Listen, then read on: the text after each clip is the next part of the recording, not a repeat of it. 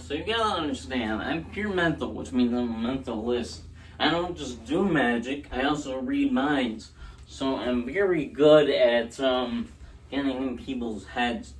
Now, when I was young, about 14 years ago, when I went up into a vision, I imagined myself going to McDonald's. So I went there one time and I got a job. The first McDonald's that I ever went to, and I didn't say all lot for practice, but the first McDonald's that I ever went to, they put me on the grill as a fry cook, and I felt a lot like SpongeBob because I had the voice for it. I say, alright, what do I do? And, alright. And, anyway, so, they're like, okay, all you have to do is put the hamburger on the grill, and then when it's done cooking, just take your hands, make sure it's washed, and just flip it. I'm like, are you sure? First of all, that's sanitary, and no one get burnt. And they're like, well, you might get burnt a little bit, but you'll get used to it. I'm like, how much weed does this guy smoke? Anyways, I'm like, I'd rather use a spatula, but I'll try it out once. I got burned really bad. I'm like, I'm never coming here again. So, I left that place, and I got a job at another McDonald's. The lady at the other McDonald's close to my house, she, about the same distance, but she showed up at my front door because she lived right across the street. I'm like, hey, you mind, my dad was working there at the time, so a little bit later, she said, yeah, I'm like, you mind if I come, to the McDonald's at your, where you work so I can work for you? And she's like, yeah, okay. So that worked out. That's where I'm going with this, if you watched my last videos. So, anyways, I worked with her for 3 years. We had a work husband, work wife relationship. So she was a hate-love relationship because whenever I screwed up the frying, she kicked me out in the outside, and then I had to do janitor work for another 3 years. So it was a really fun job, kind of. I would go out there, homeless person came up to me. It's like, would you like to buy a chest box for $69.99? I'm like, it's a little bit too expensive, but I'll buy it for $6. So I did. Cents. And I opened it up, and there was $9 in there. I'm like, I was scored. I guess you forgot to take out of the chest box. A few days later, I came into the back where the trash can was, trash bins. There's another homeless person. She was really nice, cleaned up, dressed. I'm like, what, are you faking this? She's like, yeah, I just came here for some extra food. I'm like, don't worry, I'll hook you up. We got some extra hamburgers in the back. So, I went to the refrigerator, made some hamburgers myself, came up to her. I'm like, yeah, this is all we got left. Well, actually, we got like a few boxes. But this is all I can do. I'm lying at this point. But yeah, this really happened. So I tell you what, there's a gas station right there. They have a few shower stalls. If you want, I can pay for it. Give you an energy drink, so you know how I feel right about now. That's why I'm talking fast. I used to always drink energy drinks in the morning because I would come there at like 6 in the morning to help out this Mexican dude stock boxes. Boxes. You should have seen the moves that he pulled up, putting the boxes on the shelves while I was just struggling.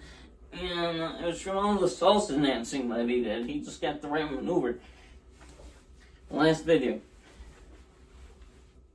And so, speaking of Anne, you ever seen the movie Annie?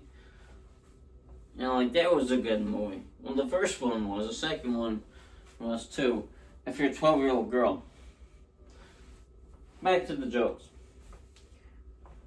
So my dad just recently got ran over by a car, right? Like, that's a fun experience. A laceration all over his body because they had to do surgery on him a couple times. Something he doesn't want to remember, but they remind him every time a hot nurse comes into the door to take care of him. And I'm like, wait, do I stay here around this, or do I go run in my room to do stand-up? So that's what I did today. Told a few jokes. This is a rerun.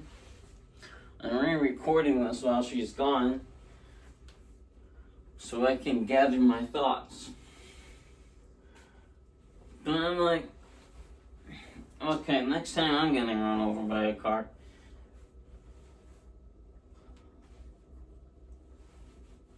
But no, I don't want that to happen. Unless I can endure the pain. That'll be a big feat of mine. I can pretend like it happened. And then I'll just fake it, go to the hospital, get all the attention. My dad hated it. He complained about it. He was like, yeah, all these people are all over me, wanting me at the hospital. I can't even watch TV. I'm like, you don't get it. You're getting all this attention while mom's away. You don't. I'm like, okay, you're a woman, man. I respect that, because if you weren't, I wouldn't like you as a father. And it's hilarious. I think old men have this attitude towards life where they just learn not to like it as much because, they get sick of it, where they want to kill everybody. I went to the hospital today, and the man in a wheelchair, I can't understand why he feels like this. I go out there and he's like, I'm gonna kill that kid. I'm like, what's up with the old men saying that? I mean, my father does the same thing in his head from time to time. He's like, we just say it because it's funny, cover. I'm like, I don't know what cover means, but yeah, I'll try it. So I go out into the, in the office again after I get my drink of water, if you know what I mean. And, from the sink.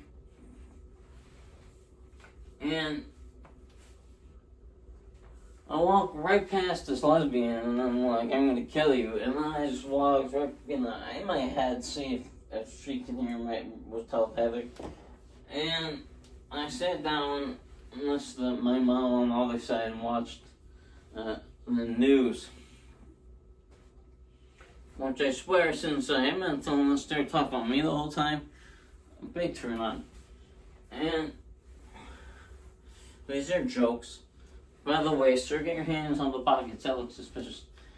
And I used to do that. I was in a coffee store one time. They caught on the Starbucks. I went up to the front desk. I'm like, you ever see the movie Idiocracy? They're like, yeah, there's a funny movie. I'm like, yeah, I'll have a latte. So then I walk over to the other side like this, waiting for my drink. She's like, hey, why are your hands in your pockets? I'm like, I don't know, I'm just chilling. So, back to the McDonald's story. I am at another McDonald's. I do the outside work, cleaning and stuff for a while. There's another funny part that happened. The first thing that I would do was I would wash the bathrooms when I got in there, right? So I would wash the bathroom, I would clean the mirror, I would clean the floors. Apparently it wasn't good enough because I would walk in there once a month, and this really grumpy old lady would be in there cleaning the floor, putting a whole bucket of water on the floor with soap and just re-cleaning the floor. I'm like, oh, so that's how you do it. And then she would just put the rest of the water, that she would move it towards the gutter. I'm like, well, I'm never doing that. She can just do that once a month when she's in a bad mood to get her attention of the customers. So I tried that. I'll try this job. Maybe it's a good way to get me out of here. So,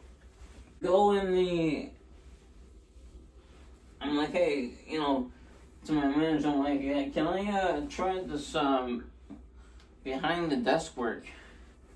She's like, sure. I'm like, do you mind if I take naps on the desk when I get sick of it? She's like, no, you can't do that here. Only at Starbucks. I'm like, gotcha. So I'm here taking orders, and finally, after I'm done with my day, I just finish up and I go around the tables, you know, to the people that I liked serving. I'm like, was that good for you? And she's like, no, it was horrible. Get out of my face. I'm like, well, are you listening to Kendrick Lamar or something? That's my favorite rapper. You don't get it. I finally quit that job, and I work at Bojangles. It didn't work out. One time I came there too late and they kicked me right out of the store. And it lasted about a month. One day I go to my boss. I'm like, man, I can't stand this job anymore. I'm hearing voices, blah, blah, blah. So he's like, I'll tell you what, I can hook you up. I'm like, with what? He's like, try this thing called opium. I'll put it in your orange juice. I can't tell the location. But that worked. I was calm. I finished my job. But then it really messed me up. I'm like, these people are making fun of me behind the desk. I can't take it anymore. So they're like, nobody's saying that. If you ever want to take a break, just let me know. You can go in the outside, or you can go in the bathroom and just chill out there for a few minutes and then come back. I'm like, alright, I'll do that. That didn't work. So I quit that job. Last time I was at Bojangles, somebody was choking on their chicken. I'm like, that's horrible. Don't you give them water or drink or something just to make sure they can, you know, finish their food? And,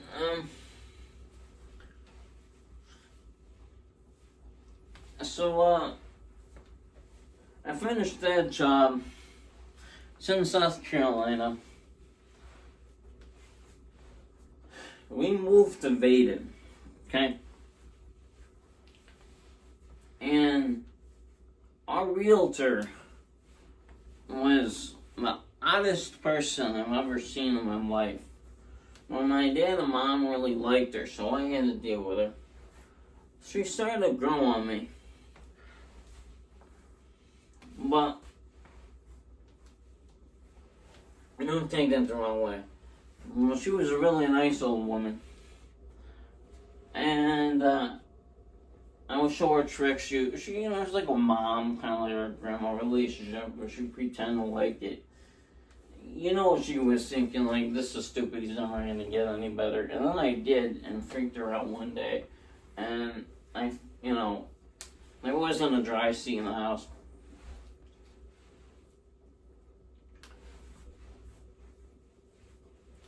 So,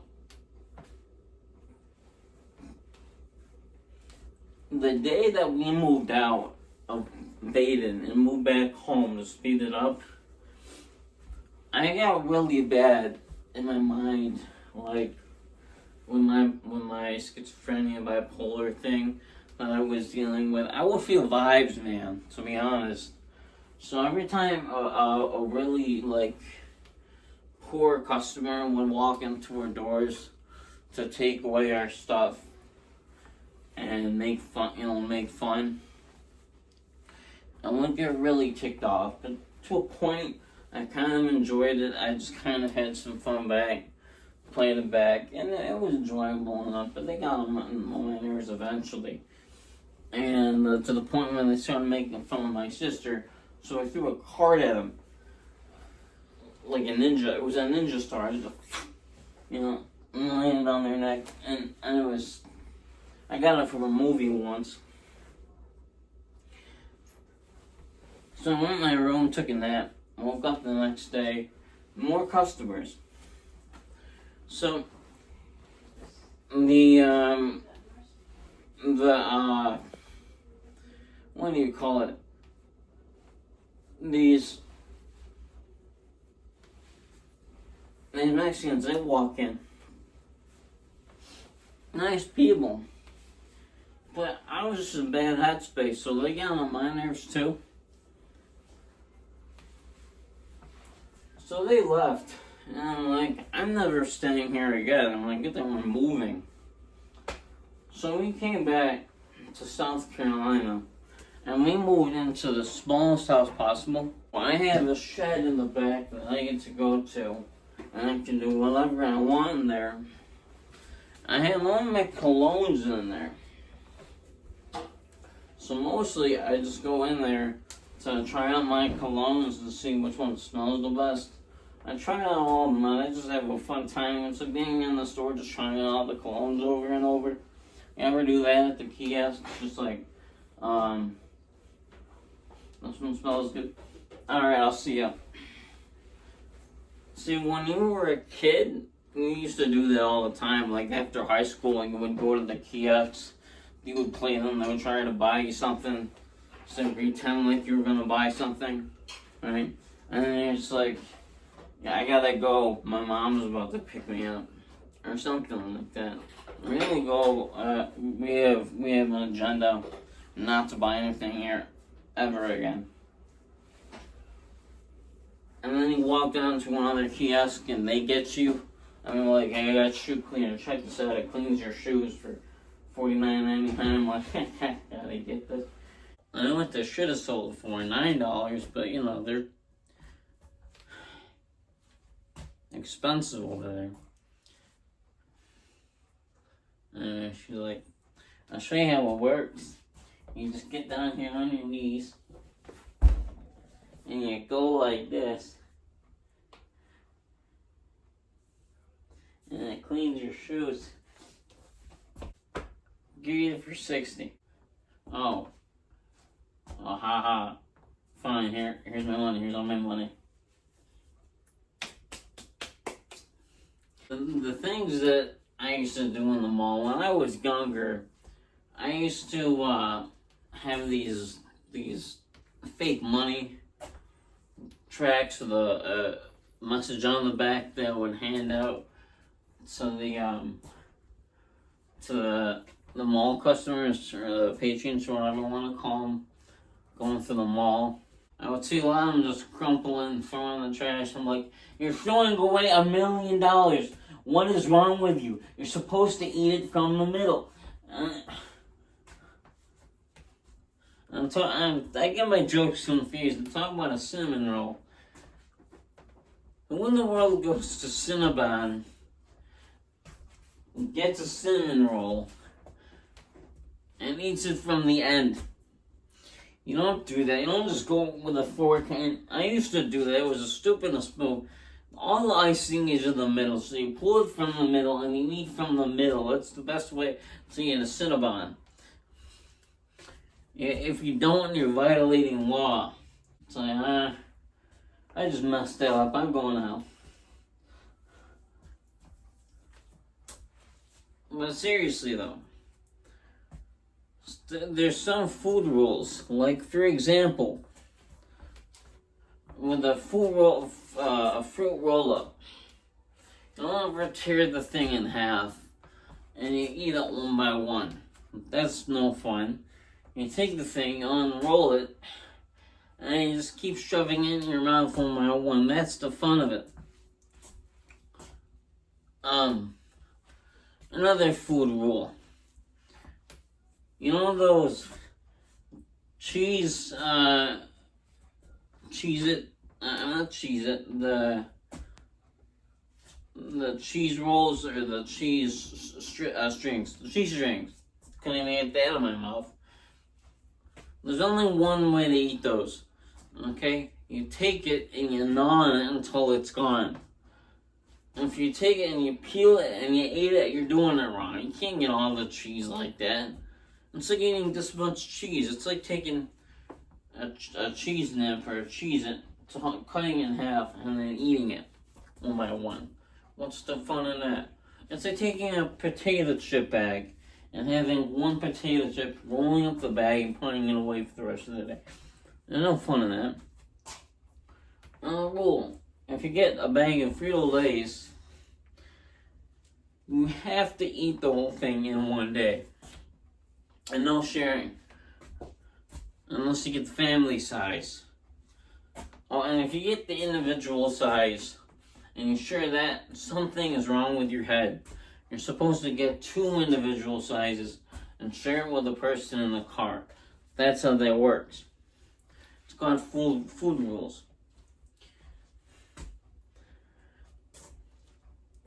There's some rules when it comes to bowling too. You always have to get food when you're bowling, or else it ruins the sport. There's no other sport where you get the opportunity to eat nachos and play sport at the same time. You don't play tennis, have some chicken nuggets really quick, and then you go back and you add another ball in the middle of it. Okay? But bowling, you get to take turns. The other person goes, they do all their turns. You have like 3-4 people. In the meantime, you're supposed to go order food like nachos or a hamburger. You go to the bar, you order a beer. If you're a kid, you order a kid cocktail or what have you, Coca-Cola, Pepsi. If you're American. And you do that. Okay? Oh, and another rule of bowling. You're supposed to take your hands and put it near the fan. I don't know what they're there for, but it's one of the rules. If you mess the whole dynamic up, you're going to jail. And for the kids watching that won't really happen. If you want to just bowl for the sake of bowling, be my guest. But you're supposed to order food. Hot dogs, hamburgers, flapjacks, wine the front door.